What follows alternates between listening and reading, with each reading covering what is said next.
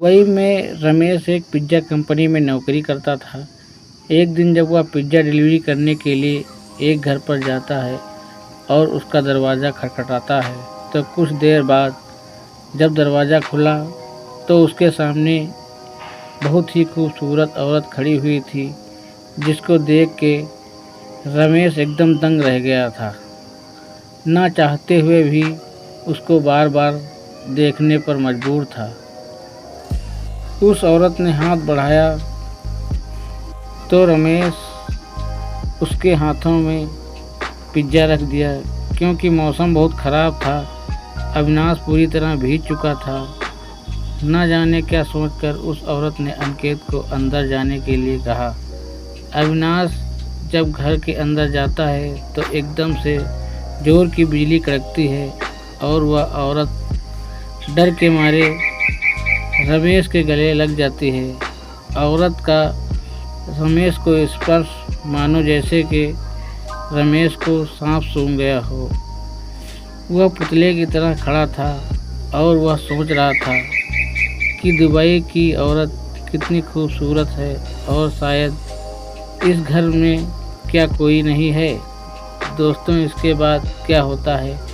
एक दिन दुबई की खूबसूरत 32 साल की औरत आखिर हिंदुस्तानी रमेश को कैसे पसंद करने लगी थी और वह इतने बड़े घर की मालकिन क्या उस घर में अकेली थी या उसका पति था? आखिर क्या मामला था?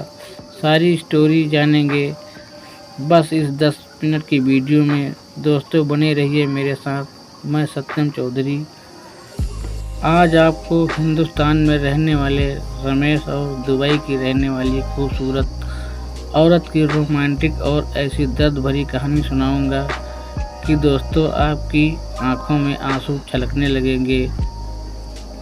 आपसे यही रिक्वेस्ट है कि प्लीज़ मेरे चैनल को सब्सक्राइब करके मेरा हौसला बढ़ा दिया करें और लाइक करके वीडियो को शेयर कर दिया करें। दोस्तों, मेरी हिम्मत बनी रहती है आपके लाइक करने से। तो दोस्तों, मैं कहानी शुरू करता हूँ। दोस्तों, हिंदुस्तान के दिल्ली में रहने वाला रमेश तो दुनिया के अंदर किसी हज़ारों लोग रोज़ाना दिल्ली जाते हैं और पूरे हिंदुस्तान में दिल्ली से रोज़गार कारोबार चलता है। लेकिन रमेश का सपना था कि वह दुबई में जाकर कोई अच्छी सी नौकरी करेगा, क्योंकि रमेश एक पढ़ा लिखा नौजवान था, खूबसूरत था, जिम भी जाया करता था। अक्सर जवानी में लड़कों को यह शौक लग जाया करता है नौजवान लड़कों का बॉडी बनाने का, तो रमेश को भी शौक लगा और वह भी जिम जाने लगा और बॉडी बनाई। फिर सपने देखने लगता है। वह दुबई जाने के वीज़ा आती है और दुबई के एजेंट उसको बताता है कि वीज़ा दुबई की है। अगर आपको एक कंपनी में डिलीवरी बॉय का काम करना है तो तुम्हें दुबई भेज सकता हूँ। पिछले 15 सालों में दुबई का जो डेवलपमेंट हुआ है, वह दुबई की जो खूबसूरती बढ़ी है, लोग दुनिया भर से दुबई को देखने जाते हैं। पूरी दुनिया के अंदर दुबई में नाम कमाया है। हर आदमी का सपना होता है कि वह दुबई जाए, वहाँ पर कारोबार करे और सेटल हो जाए। वहाँ पर कोई दिक्कत नहीं है। यही रमेश भी सोचता था। उसके सपने बड़े थे और वह सोचता था कि एक बार वह किसी भी तरह से दुबई चला जाए और वहाँ जाकर वह काम पर लग जाए, तो फिर वह वहाँ सेटल किसी न किसी तरह की से हो ही जाएगा। बस यही सपने लेकर रमेश दुबई पहुँच जाता है। उसे कंपनी में पहुँचते ही जिस कंपनी की वह वीज़ा थी और जाकर के वहाँ पर काम पर लग जाता है। मैनेजर उसकी सारी कंपनी की जो पॉलिसी थी वो समझा देता है। सारी शर्तें वह कंपनी की मान लेता है। कंपनी की तरफ से रमेश को एक बाइक मोटरसाइकिल भी दी जाती है। डिलीवरी करने के लिए जहाँ भी डिलीवरी करना होता है उसको वहाँ पिज्ज़ा पकड़ा दिया जाता है।